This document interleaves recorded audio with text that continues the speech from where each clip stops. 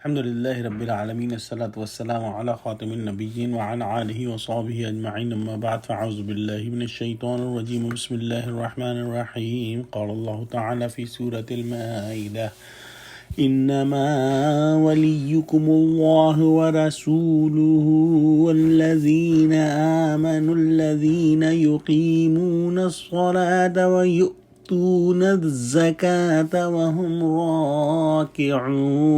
ترجمہ: تمہارے دوست تو خدا اور اس کے پیغمبر اور مومن لوگ ہی ہیں جو نماز پڑھتے ہیں اور زکوٰۃ دیتے ہیں اور خدا کے آگے جھکتے ہیں۔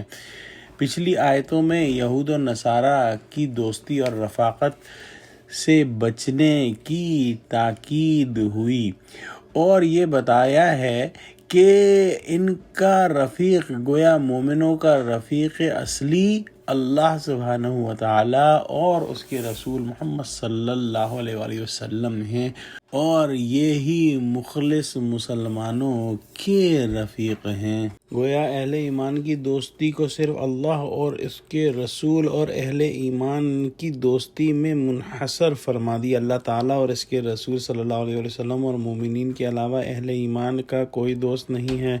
اگر کسی دوسرے کو دوست بنایا تو خطا کریں گے، دھوکہ کھائیں گے، دنیا اور آخرت کا نقصان اٹھائیں گے۔ ساتھ ہی اہل ایمان کی دو اہم صفات بھی بیان فرما دی، وہ یہ کہ یہ نماز قائم کرتے ہیں جو جانی عبادت ہے اور ایمان کی سب سے بڑی دلیل ہے، اور زکوٰۃ ادا کرتے ہیں جو مالی عبادت ہے، اور آخر میں فرمایا وَهُمْ رَاكِعُونَ کہ وہ خدا کے آگے جھکتے ہیں۔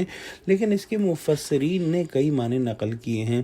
ایک تو یہ ہے کہ ان میں خشوع اور تواضع کی صفت ہے، ان کے دل اللہ تعالیٰ کی فرما برداری کے لیے جھکے ہوئے ہیں، اور بعض حضرات نے راکعون کا معروف معنی لیا ہے، اور وہ یہ کہ نماز پڑھتے ہوئے رکوع کی حالت میں زکوٰۃ دیتے ہیں۔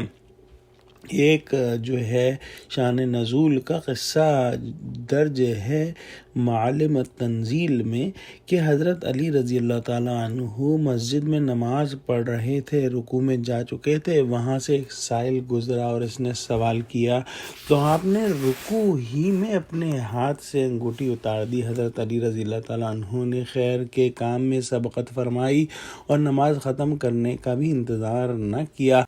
اللہ سبحانہ وتعالیٰ نے ان کے عمل کی تعریف فرمائی۔ آیت کا سبب نزول خواہ حضرت علی رضی اللہ تعالیٰ عنہ کا عمل ہی ہو، لیکن الفاظ کا عموم راکعین اور خاشعین اور متواضعین اور تمام زکوٰۃ ادا کرنے والوں کو شامل ہے۔ اس آیت سے یہ بھی معلوم ہوا کہ نماز میں تھوڑی سی حرکت کرنے سے نماز فاسد نہیں ہوتی۔ اگلی آیت میں اللہ سبحانہ وتعالیٰ ارشاد فرماتے ہیں وَمَن يَتَوَلَّ اللَّهَ وَرَسُولَهُ وَالَّذِينَ آمَنُوا فَإِنَّ حِزْبَ اللَّهِ هُمُ الْغَالِبُونَ۔ ترجمہ: اور جو شخص خدا اور اس کے پیغمبر اور مومنوں سے دوستی کرے گا تو وہ خدا کی جماعت میں داخل ہوگا، اور خدا کی جماعت ہی غلبہ پانے والی ہے۔ کفار کی اکثریت اور مسلمانوں کی قلت عدد کو دیکھتے ہوئے ممکن تھا کہ کوئی ضعیف القلب اور ظاہر بین مسلمان اس تردد میں پڑ جاتا کہ تمام دنیا سے دوستی منقطع کرنے اور چند مسلمانوں کی رفاقت پر اکتفا کرنے کے بعد غالب ہونا تو درکنار کفار کے حملوں سے اپنی زندگی اور بقا کی حفاظت بھی دشوار ہے۔ ایسے لوگوں کی تسلی کے لیے اس آیت میں فرما دیا گیا کہ مسلمانوں کی قلت اور ظاہری بے سر و سامانی پر نظر مت کرو، جس طرح خدا اور اس کا رسول اور سچے وفادار مسلمان جس طرف ہوں گے وہی پلہ بھاری رہے گا۔ جب تک اہل ایمان پر جمے رہیں، نافرمانیوں سے بچتے رہیں اور اللہ پر بھروسہ رکھیں، احکام الہیہ کے مطابق زندگی گزار دیں اور اخلاص کے ساتھ کافروں سے جنگ کریں تو آخر میں یہی لوگ کامیاب ہوں گے۔ جیسا کہ تاریخ گواہ ہے، کیسر و کسریٰ کی حکومتیں مسلمانوں کے جہاد کی وجہ سے پاش ہوئیں، بڑے بڑے ممالک ان کے زیر نگیں آئے گئے اور کفار پیچھے ہٹتے چلے گئے، لیکن جب دنیا پرستی مسلمان میں شروع ہوئی تو پھر مسلمان مغلوب ہو کر رہ گئے، اور جیسا کہ آج ہم دیکھتے ہیں۔